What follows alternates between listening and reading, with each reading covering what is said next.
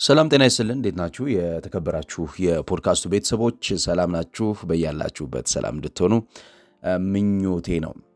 ፖድካስቱ ዛሬ ደግሞ በሌላ አንድ ጉዳይ ተመልሷል። ዛሬ የምንመለከተው ማይክል ካሪክ የማንቸስተር ዩናይትድ አሰልጣኝ ሆኗል። እንግዲህ የማይክል ካሪክ የማንቸስተር ዩናይትድ አሰልጣኝ መሆን ምን ይዞ ሊመጣ ይችላል? ለዩናይትድ ምን አይነት ስቴቢሊቲ ያመጣል? ዩናይትድ ምን አዲስ መንገድ ሊከተል ይችላል? የማይክል ካሪክ ቅጥር፣ ከቅጥሩ ጀርባ ያሉት እውነታዎች ምንድን ናቸው የሚለውን ለመመልከት እንሞክራለን። እንደምታውቁት እንግዲህ ከአሰልጣኝ ሩበን አሞሪም ስንብት በኋላ ማንቸስተር ዩናይትድ ይሄ የካሪክ ቅጥሩ ሁለተኛ ሹመቱ ነው። ከዛ በፊት ዳረን ፍሌቸር የማንቸስተር ዩናይትድ ዋና አሰልጣኝ ሆኖ እንደተቀጠረ ሰምተን ነበረ። ግን የሱ ቆይታ ብዙም የበሰለ የሚባል አልነበረም። ማይክል ካሪክ እንደገና እንዲተካው ተደርጓል። የማይክል ካሪክ እሱን እንዲተካው መደረግ ከማንቸስተር ዩናይትድ የጨዋታ እቅድ ጋር፣ የማንቸስተር ዩናይትድ የቡድን እድገትና ፍላጎት ጋር ምን ሊያገናኘው የሚችለው ነገር አለ የሚለውን ጥያቄ እንጠይቃለን ማለት ነው።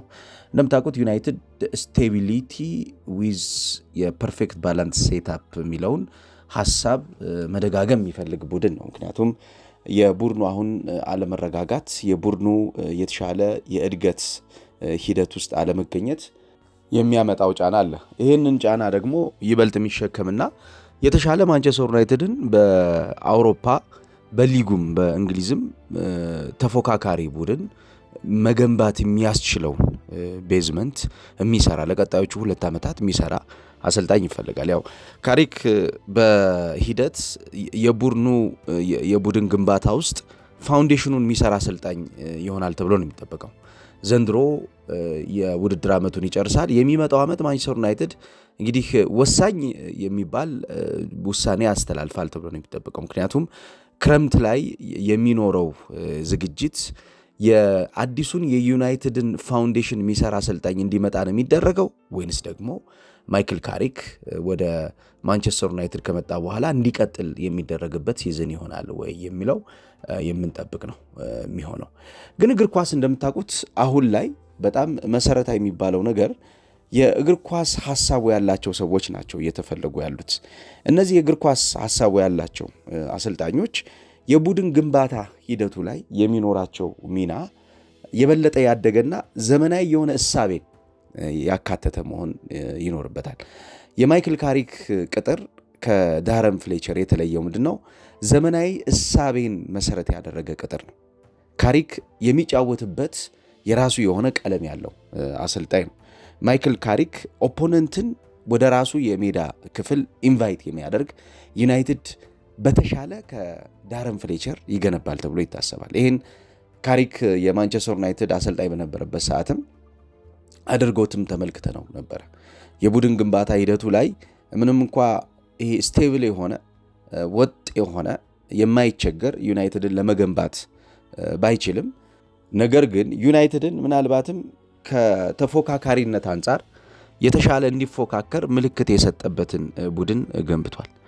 ይህኛው አሁንም የማይክል ካሪክ ቅጥር እንዲሆን የሚፈለገው ነገር የተከበራችሁ አድማጮች የማንቸስተር ዩናይትድን ጥንካሬ የሚያጎላ እሳቤ ይዞ እንዲገኝ ነው የሚፈለገው። ለምሳሌ የፕሪፈርድ የሆነው ፎርሜሽኑ ስንመለከት ማይክል ካሪክ በተደጋጋሚ የሚጠቀመው የጨዋታ ቅርጽ ዩናይትድን ፌቨር ያደርጋል ተብሎ የሚጠቀም የጨዋታ መንገድ ነው። 4-2-3-1 ሲስተምን ነው የሚጠቀመው። ሞር ይሄ ቡድን ባላንስድ የሆነ በአማካኝ እና በተከላካይ መስመር ተጫዋቾች መካከል ያለው የሚከላከሉበት የስፋት ሬንጅ የጠበበ፣ በአማካኞቹና በአጥቂዎቹ መካከል ያለው የሚያጠቁበት ሬንጅ የጠበበና ተቀራራቢ ፕሮክሲሜትሊ ማንቸስተር ዩናይትድ ዲዘርቭ የሚያደርገው አይነት የማጥቃት ስፔስ ያለው፣ የመከላከል ስፔሱ የማጥቃት ስፔሱ ማንቸስተር ዩናይትድ ለሚፈልገው በተለይም ደግሞ ዩናይትድ ላሉት ተጫዋቾች የሚፈልገውን ነገር የሚሰጥ ነው ተብሎ ይታሰባል። ምናልባት አንዳንዴ ማይክል ካሪክ ፍሌክሲብል ስለሚሆን፣ ምክንያቱም አሰልጣኞች አብዛኛውን ጊዜ አፕሮቻቸው ፍሌክሲብል ነው። ፍሌክሲብል አፕሮች ካልሆነ ወጥ በሆነው የጨዋታ ቅርጽ ውስጥ አውሮፓ ላይ ሰርቫይቭ ማድረግ አይችሉም። ምክንያቱም ተጋጣሚዎች ለነሱ የሚቀርቡበት መንገድ የነሱን የጨዋታ እንቅስቃሴ ታሳቢ ያደረገና እነሱን ከጨዋታ ውጭ የማድረግ እቅድም ስላለው ፍሌክሲቢሊቲ ዋን ፓርት ኦፍ አይዲዮሎጂ ነው በእግር ኳሱ። ስለዚህ ፍሌክሲብል ሲሆን ማይክል ካሪክ 4-4-2 ፍላት ያደርገዋል። ይሄ የባክ 3 ወይም ደግሞ ባክ 5 እያደረገ ኦኬዥናሊ የሚቀያየረው ነው። አንዳንዴ የማይክል ካሪክ የመስመር አጥቂዎች ወደፊት ሄደው አፍነው የሚቆዩና ኦቨርላፕና አንደርላፕ በሚደረግበት እንቅስቃሴ ውስጥ ፉልባኮች የሚኖራቸውን የሜዳ አጠቃቀም ሚናቸውን ነጥለው እንዲያውቁ እንዲለዩ የሚያደርግ ነው። ከዛ ሲመለስ ለምሳሌ በ3-5-2 የጨዋታ ፎርሜሽን ውስጥም ልናገኘው እንችላለን። በተለይ ሚድፊልድ ኮንስትራክሽን ላይ፣ የሚድፊልድ ግንባታው ላይ፣ የሚድፊልድ ሽግግሮች ላይ፣ ትራንዚሽን ላይ፣ የሚድፊልድ ሶሊዲቲ ላይ ለተጋጣሚ ቡድን ክፍተትን መስጠት አይፈልግም ማይክል ካሪክ። ይሄ ሁሉ ግን መሰረት የሚያደርገው ፖሴሽን ቤዝድ በሆነ የጨዋታ እሳቤ ውስጥ ነው። የሚድልስብራ በነበረበት ሰዓት የቻምፒዮንሺፕ አቬሬጅ የፖዚሽን ቡድኖች መካከል አንዱ ነው ማይክል ካሪክ። በተለይም ደግሞ የፓስ ፐር ጌም፣ ተች ፐር ጌም ከተመለከት ነው የጎል እንቅስቃሴውና ዶሚኔንሲ ቱ ደ ፋይናል ሰርድ የሚለው ወይም ደግሞ ብልጫን በመጨረሻው የሜዳ ክፍል ውስጥ በማድረግና ይህንን ብልጫ ወደ ቡድን እንቅስቃሴ በማምጣት በማሳደግ የማይክል ካሪክ ሚድልስብራ በጣም ጥሩ ቡድን ነበር። ጎሎች የሚፈጠሩበት መንገድ ይሄ የሚያስጨንቀው አሰልጣኝ። ስለዚህ በዩናይትድ አሁን አሰልጣኝ ሩበን አሞሪም ሊያደርገው ሲያስበው የነበረው ነገር ምንድን ነው? ጎሎች የሚፈጠሩበት መንገድ ያስጨንቀው ነበር አሰልጣኝ። ከጎሎቹ ይልቁን ጎሎቹን ከሚያስቆጥራቸው ጎሎቹ ይልቁን ጎሎቹ የሚቆጠሩበትን መንገድ በተደጋጋሚ ይጨነቅበታል። ምክንያቱም እነዛን ነገሮች መደጋገም አለብኝ ብሎ የሚያስብ አሰልጣኝ ስለሆነ ማለት ነው። ለዩናይትድ በዚህኛው የውድድር ዓመትም የአሰልጣኙ ቅጥር ታሳቢ ያደርገ እንዲሆን የተፈለገው ጎሎች የሚገኙበት መንገድ የሚደጋገም መንገድ መሆን አለበት ብሎ ዩናይትድ አቋም ይዞ ነው የቀጠረው። ዝም ብሎ ይሄ በእሳቤ ደረጃ ጎሎችን ማስቆጠር ብቻ አዋጭ ነው በሚለው የተጠና አይነት የጨዋታ መንገድ አይፈልጉም። የዩናይትድ አመራሮች የሚፈልጉት ጎሎቹን የሚያገኙባቸው ፓተርንድ የሆኑ እነዚህ የፓተርን ዌዮቹ አሳማኝ የፓተርን ዌይ እንዲሆኑ ይፈለጋል። አለበለዚያ በእንቅስቃሴ ደካማውን ቡድን ነው የሚሰራው። አለበለዚያ በእንቅስቃሴ ሌሎች የሚያሸንፉት ሲያሸንፉት ደግሞ በተደጋጋሚ ጫና ፈጥረው የሚያሸንፉት ጫና እንኳ ለማሸነፍ ምክንያት የሌለው ጫና ለማሸነፍ የሆነ መነሻ የሆነ ሐሳብ የሌለው ቡድን ነው የሚሆነው። ይህን ደግሞ አይፈልጉትም። ስለዚህ ካሪክ እንደ ሐሳብ ትልቁ ነገር የቡድን ግንባታ ሂደቱ ላይ ዶሚኔት የሚያደርግበት የሚደጋግመው ሐሳብ አለ በሚል ነው ወደ ማንቸስተር ዩናይትድ እንዲመጣ የተደረገው። ከዛ ውጭ የማይክል ካሪክ ቅድም ያልኳችሁ በተለይ በሚድልስብራ በነበረበት ሰዓት አንዱ የተመረጠበት ኬዝ ይሄ ነው። ፖሴሽን ቤዝድ ነው። አቬሬጅ የኳስ ቁጥጥር ፖሴሽናሊ ከፍ ያለ የኳስ ቁጥጥር ሂደቱ ያደገ ስለሆነ እንዲመረጥ ያደርጓል። ከዛ ውጭ ግን የካሪክ ቡድን ይሄ ፍሉድ አታኪንግ ፕሌይን የሚያቀነቅን ነው። አሁን የምንመለከተው ያው በሂደት ቀስ እያለ እየበሰለ የሚመጣ ዩናይትድን ልናይ እንችላለን። ግን አሁንም ግራጁዋል ነው ነገሩ። በአሰልጣኝ ሩበን አሞሪም ጉዳይ ስላችሁ እንደነበረው ነው። አሁንም በዛን ሰዓት አመቱን በሙሉ ምላችሁ የነበረው ምንድነው? ትዕግስት ያስፈልጋል። የቡድን ግንባታ ሂደት ያለ ትዕግስት የሚፈጠር ነገር አለ። ትዕግስት ያልነካው የቡድን ግንባታ ሂደት መቼም ቢሆን አስተማማኝ ሊሆን አይችልም። ስለዚህ የማይክል ካሪክም አሁን የፍሉድ አታኪንግ ፕሌዩን ከተመለከት ነው ፉልባኮቹ ኦፕሬት የሚያደርጉበትን መንገድ የሚጠብቅ ነው። የፉልባኮቹ ሄዶ የመመለስ ኮሚትመንታቸው፣ ሄዶ የመመለስ የታክቲካል አጀስትመንታቸው፣ ሄዶ የመመለስ የጨዋታ የኮሪደር አሸፋፈናቸውና አጠቃቃቸው በጣም መሰረታዊ ነገር ነው። ለምሳሌ ሄዶ የሚቀር ፉልባክ ከሆነ ተጋላጭ ነው የሚሆነው ቡድኑ ማለት ነው። ይሄ ሄዶ መቅረትን የሚያስወግድ እንዲሆን ነው የሚፈልገው። ሄዶ መመለስን በተለይ ወደ ወገብ መጥቶ እስከ መሃል በመምጣት የመሃል ክፍሉንም በማገዝ እንቅስቃሴው ይበልጥ ከአማካኝ ክፍል ላይ ጥብቀትን እያመጣ በማጥቃት እንቅስቃሴ ደግሞ እየተሻለ እየሆነ እንዲሄድ ይፈልጋል። ስለዚህ የፉልባክ ሚናው የማጥቃት እንቅስቃሴውን አጋዥ ሚና እንዲሆን ይፈልጋል። ከዛ ውጭ ይሄ ደብል ፒቮቶቹን ብንመለከታው ማይክል ካሪክ የዋን ሆልዲንግ ደ ቦል የሚያደርግ ተጫዋች ይሆንና ሌላኛው ደግሞ ፑሽንግ ቱ ደ ሃየር ላይን ነው። ስለዚህ ሁለቱ ኦፕሬት የሚደረጉበት መንገድ የተለያየ ሚና ነው የሚኖራቸው። አንዱ ሆልድ አድርጎ ይቆያል፣ ሆልድ ያደርገዋል፣ ይይዘዋል ማለት ነው። የሚይዝበት ዋነኛው ምክንያት ምንድን ነው? የተከላካይ መስመር ክፍሉ ስትራክቸሩ እስኪስተካከል ድረስ ነው። የተከላካይ መስመር ክፍሉ የሚወጣበት መንገድ አለው፣ የሚወጣበት ከራሱ የሜዳ ክፍል እሳቤ አለው። ስለዚህ ያ የሚወጣበት የራሱ እሳቤ እስኪስተካከል ድረስ ጊዜ ይፈልጋል። ጊዜውን በምንድን ነው የሚያገኙት? ሆልድ ያደርገዋል ኳሱን። ስለዚህ ይዞ የሚቆይ የአማካኝ የ6 ቁጥር ሚና ተጫዋች ይፈልጋል ማለት ነው። ሌላኛው ደግሞ ወደፊት የሚሄድ ነው። ስለዚህ ምንድነው ባላንሲንግ ሴታፑ እዛው የሚቆይ እንደገና ደግሞ ይዞ የሚቀጥል ሁለቱን ያካተተ ነው የሚሆነው ማለት ነው። ስለዚህ ፍሉድ የሆነው የማጥቃት እንቅስቃሴ እነዚህን ሁለቱን መንገዶች ታሳቢ እንዲያደርግ ነው የሚገነባው ማለት ነው። ከዛ ውጭ ዋይድ ተጫዋቾች ለምሳሌ ፑሽ ቱ ደ ሊሚት ይሄዱና ኢንቨርትድ ያደርጋሉ ወይም ደግሞ ይመለሱና ተገልብጠው እንደገና ወደ ሌላኛው የታጠፈው አቅጣጫ ደግሞ እንዲገቡ ይደረጋል። ይሄ ሄደው ዊድዝ ሰጠውት እንደገና ደግሞ ኢንቨርት አድርገው በሚገቡበት ሰዓት የአታኪንግ ሴንተር ኦፍ ግራቪቱ ምን ያደርጉታል ማለት ነው? ተገማች አያደርጉትም ማለት ነው። የአታኪንግ ሴንተር ኦፍ ግራቪቲው አብዛኛውን ጊዜ በእግር ኳስ ትልቁ ፈተና የሚሆነው ምንድነው? ተገማች ሲሆን የተገማችነትን አካሄድ መቀነስ ለቡድኖች መሰረታዊ ነገር። ቡድኖች አብዛኛውን ጊዜ በየትኛው አውሮፓ ብለው በሌሎች ሀገራት ተገማችነትን እየቀነሱ ሁሌም ቢሆን አዳዲስ ስትራቴጂዎችን ይዘው የሚመጡበት ሐሳባቸው ካለ ለቡድኖች በጣም አስቸጋሪ ይሆናል። ይሄ ደግሞ የቡድን እድገቱን ይበልጥ ያግዘዋል ማለት ነው። ከዛ ውጭ ይሄ ስትራቴጂክ ፕሬሲንግን ይጠቀማል ማይክል ካሪክ። እንግዲህ በሂደት እናየዋለን ስትራቴጂክ ፕሬሲንጉን እንዴት ይሰራለታል የሚለው ማለት ነው። ይሄ ስትራቴጂክ ፕሬሲንጎቹ አብዛኛውን ጊዜ ይሄ ኮንስታንት የሆነ የሃይ ፕሬሲንግ ስትራክቸር አይደለም፣ ወይም ደግሞ ቋሚነት ያለው ዝም ብሎ በተደጋጋሚ ጫና የሚያሳድር በተደጋጋሚ ሂደቱ የሚቀጥል ፕሬሲንግ አይደለም። ነገር ግን ሴሌክቲቭ ይሆናል ማለት ነው። ሴሌክቲቭ ዌን ዊ ፕሬስ ኤንድ ትሪገር ነው የሚለው።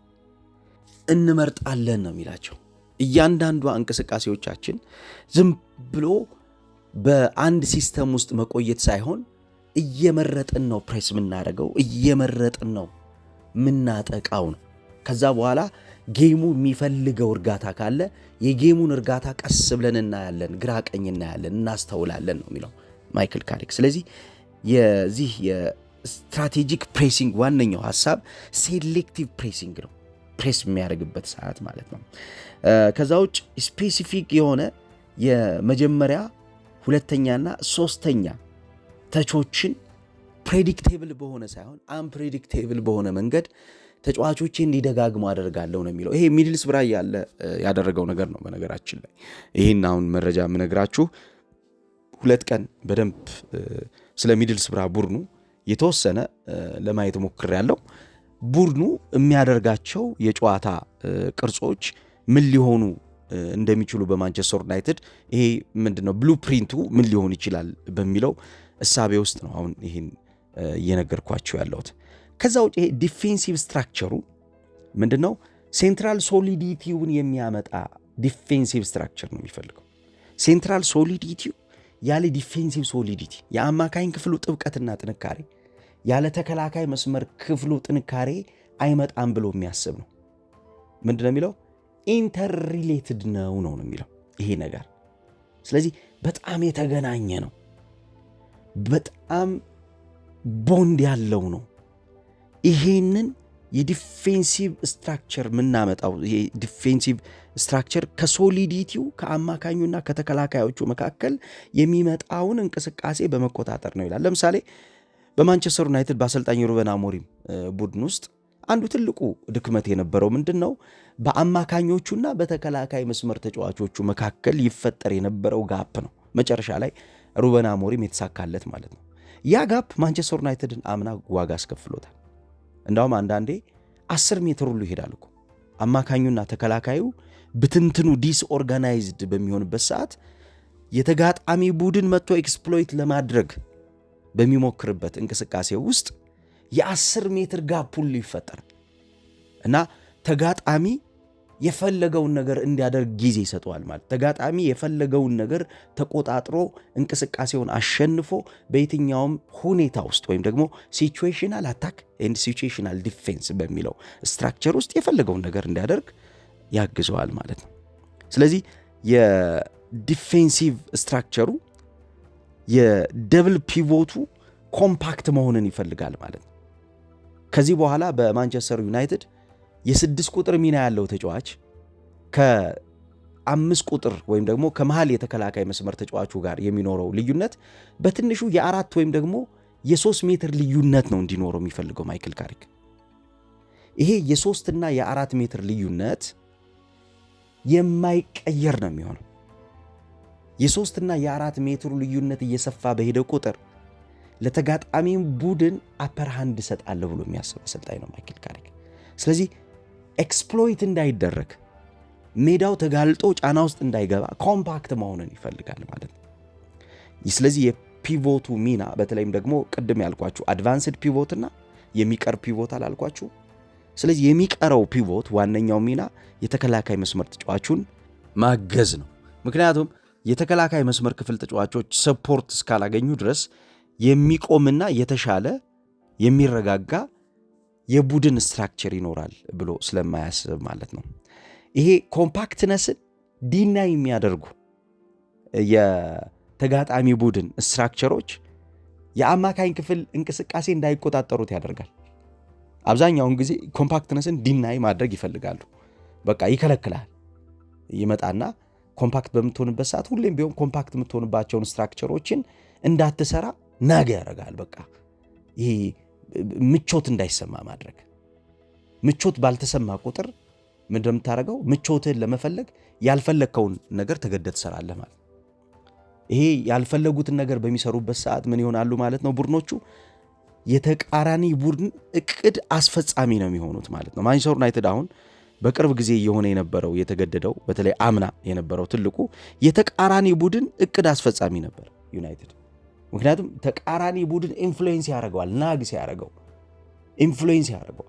ጫና ውስጥ በሚከትበት ሰዓት ያ ጫና ውስጥ የሚከተው እንቅስቃሴ ምን ያደርገዋል ማለት ነው? ያለውን ነገር ያሳጠዋል።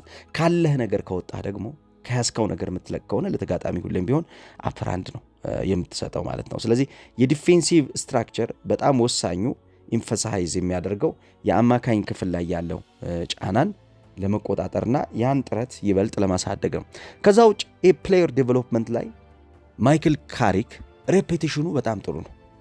በተለይም ደግሞ የማጥቃት ባህሪ ያላቸውን ተጫዋቾች የማሳደግ ትዕግስት አለው አሰልጣኙ። በተለይ የእያንዳንዱን የቡድን እንቅስቃሴ ከአንድ ሲስተም ወደ ሌላኛው ሲስተም በመቀየር ይታወቃል። በሚድል ስፍራ የቀድሞ የአርሰናል የአካዳሚ ተጫዋች የነበረ ቹባ አክፖም የሚባል ተጫዋች ነበር። ይሄ ቹባ አክፖም የሚባለውን ተጫዋች በጣም ፕሮሊፊክ ሃይብሪድ ነምበር 9 እና 10 አድርጎታል ማይክል ካሪክ። ኮንቪንስ የሚያደርግበት የሱ ሲስተም ተጫዋቾችን ከአንድ የጨዋታ ባህሪያቸው ወደ ሌላኛው እነሱ ወደማያውቁት የጨዋታ ባህሪ ያመጣቸዋል። ትራንስፎርም ቱ ዘ አዘር ሌቭል፣ ወደ ሌላኛው ወደ ማያውቁት የነሱ ውስጥ ያለ ባህሪ ማምጣት ነው። በአንድ ወቅት ሆዜ ሞሪኖ የተናገሩት ነገር ትዝ ይለኛል። የአንድ አሰልጣኝ ትልቁ ኳሊቲ ተጫዋቹ የማያውቀውን ማንነቱን መስጠት ነው ነበር ያሉት። ተጫዋቹ የሚያውቀውን ማንነቱን መገንባት የአሰልጣኙ ኳሊቲ አይደለም። ተጫዋቹ የማያውቀውን ማንነቱን ግን መስጠት የዚህ አሰልጣኝ ኳሊቲ መሆን አለበት ይላል ማይክል ካሪክ። አሁን በቹባ አክፖም ያደረገው ነገር ያ ነው። በተለይ የፕሮሊፊክ ሃይብሪድ ነምበር 9 እና ነምበር 10 ማንቸስተር ዩናይትድ ገና እየሰራበት ያለው ነገር ይሄንን ነገር ምን ለማድረግ ነው የሚያቅደው ማለት ነው? ለማሳደግ የተሻለ ለማድረግ ይሞክራል ማለት ነው ካሪክ። ከዛ ውጭ በእያንዳንዱ የጨዋታ ፊሎሶፊ ውስጥ በተለይ ስፔሲፊክ አፕሮቾቹ በጣም ወሳኝ እንደሆኑ ያምናል።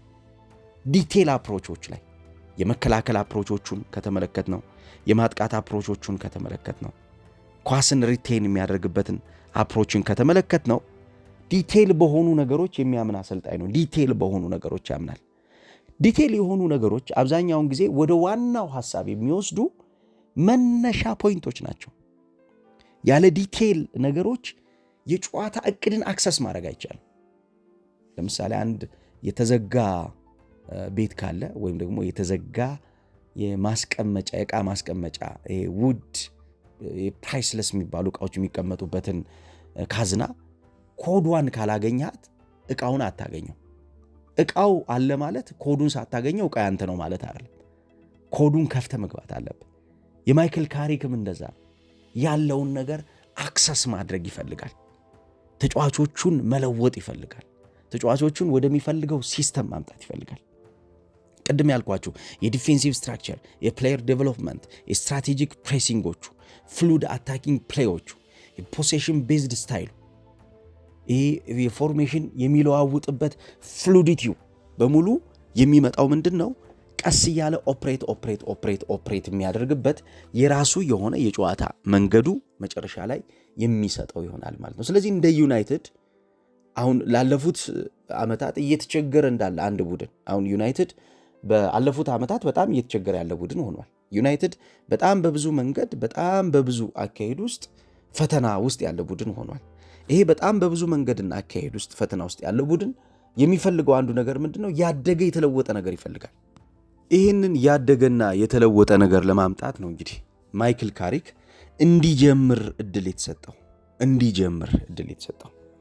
አሁን በዩናይትድ ምናልባት ከአሰልጣኝ ሩበን አሞሪም ስንብት በኋላ መረጋጋቶች፣ ቤዚክ የሆነ የጨዋታ ቲዮሪዎችን ለማምጣት አስፈላጊ እንደሆነ የተረዱ ይመስላሉ። ምክንያቱም በጥድፊያ የሚሆን ነገር የለም። ነገሮች በአንድ ዓመት ሊገነቡ አይችሉም። ነገሮች በሁለት ዓመት ሊገነቡ አይችሉም። ምልክት ግን ይሰጣሉ። በአንድ ዓመት ምልክት ይሰጣሉ። የዩናይትድ ደጋፊ አሁን ላይ በተደጋጋሚ አሰልጣኝ ሩበን አሞሪም በሚሸነፍበት ሰዓት ፌስ የሚያደርገው እውነታ ከዚህም በኋላ በማይክል ካሪክ የቡድን ግንባታ ውስጥ አፕን ያደርጋል። ምክንያቱም በአንድ ምሽት የተገነባ ነገር ስለሌለ። ሮም በአንድ ምሽት አልተገነባችም ይባላል። የብዙ ንጉሶች የብዙ ህዝቦች ውጤት ነች ሮም። የመጡ ንጉሶች እያነጹት የሚሄዱት ከተማ ስትራክቸር ነው ሮምን ያቆማት፣ የምታምረውን ሮም ያቆማት ማለት ነው። ቅብብሎች ነው ማለት ነው። በቡድን ግንባታም ያለው ነገር ያ ነው። በሂደት የሚገነባ ነው። በሂደት እየተሻሻለ እየተለወጠ የሚመጣ ነገር አለ ማለት ነው። ግን ያ ምን ይፈልጋል? ነገሮችን ለማድረግ ጊዜ ይፈልጋል፣ ትዕግስት ይፈልጋል። እያንዳንዷን አካሄድ በተጠና መንገድ የሚመረምር ዕውቀት ያለው አንዳንዴ በአውሮፓ ኤሊት ቡድኖች ደረጃ የማይወሰኑ የኮች ማሰናበት ውሳኔዎችን እንመለከታለን። አንፌር የሆኑ ውሳኔዎች እና አውሮፓዎቹ ያደጉት እግር ኳሱን በተሻለ ተረድተውታል ወይም ደግሞ የነሱ የእግር ኳስ ሌቭል እዚህ ደረጃ ነው ብለን የምናስባቸው እንዴት እንደዚህ አይነት ስህተት ይገባሉ፣ እንዴት ይሳሳታሉ እንላለን። እና እርጋታ ይፈልጋል። አሁን ዩናይትድ በጣም ቤዚክ የሆነ የቡድን እድገት እርጋታ ይፈልጋል። ያ እርጋታ እስካልመጣ ድረስ የዩናይትድ የቡድን ግንባታ ያደገ የቡድን ግንባታ ሊሆን ይችላል ማለት አይቻልም። ያን ማሰብ ዘበት ይሆናል ማለት ነው። ማይክል ካሪክ እንግዲህ የማንቸስተር ዩናይትድ ዋና አሰልጣኝ ሆኗል። ምን ሊያሳየን ይችላል? በቀጣዮቹ ወራቶች የምንጠብቀው ነገር ነው የሚሆነው። ግን እናንተ ምን ኤክስፔክት ታደርጋላችሁ? እስኪ ሐሳብ አስተያየት ስጡበት። ጥሩ ቀን ይሁንላችሁ። በሌላ ፕሮዳክሽን እንገናኛለን።